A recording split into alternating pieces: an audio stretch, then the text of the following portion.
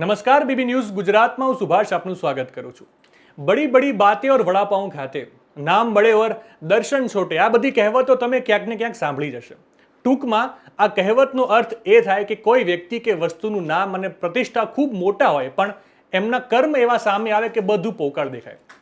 ઘણી બધી વાર એરલાઇન્સ કંપનીઓના એવા કારનામા સામે આવતા હોય છે કે વિચાર આવી જાય કે સર્વિસના નામે આટલા બધા રૂપિયા ખર્ચી નાખ્યા પછી પણ આવો વ્યવહાર।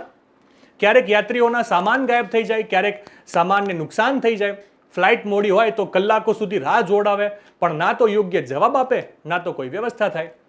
આવી જ કંઈક ઘટના ઘટી છે 13 માર્ચના રોજ સ્પાઇસ જેટ એરલાઇન્સમાં મુસાફરી કરનારા યાત્રીઓ સાથે। એક જાગૃત નાગરિકે અમારી ન્યૂઝ ચેનલનો સંપર્ક કરીને આખી ઘટના જણાવી।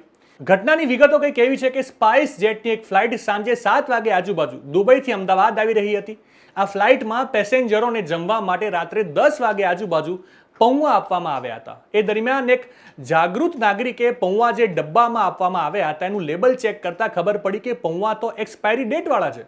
આ જાગૃત નાગરિક ફ્લાઇટમાં મેનેજમેન્ટને ફરિયાદ કરે છે અને ઘટનાનો વિડીયો પોતાના ફોનથી રેકોર્ડ કરે છે અને ત્યારે મેનેજમેન્ટ તરફથી વાત કરવા આવેલ વ્યક્તિ રેકોર્ડ કરવાની ના પડે છે। હા ઠીક છે, ફ્લાઇટના પોતાના નીતિ નિયમો હોય છે પણ વ્યક્તિના જીવને જોખમ થઈ જાય તો આ નીતિ નિયમોનું શું? મેનેજમેન્ટ તરફથી જે વ્યક્તિ પેસેન્જર સાથે વાત કરવા આવે છે એ તો જો તમે આ વિડીયો ધ્યાનથી સાંભળશો તો એ વિડીયોમાં તમને સંભળાશે કે સોરી કહી રહ્યો છે અને પોતાની ભૂલ પણ સ્વીકારી રહ્યો છે। પણ હવે સવાલ અહીંયા એ જ થાય કે આ ભૂલથી કોઈનો જીવ જાય તો જવાબદાર કોણ? નવા સમાચાર નવી અપડેટ સાથે ફરી મળીશું, ત્યાં સુધી મને રજા આપશો। નમસ્કાર।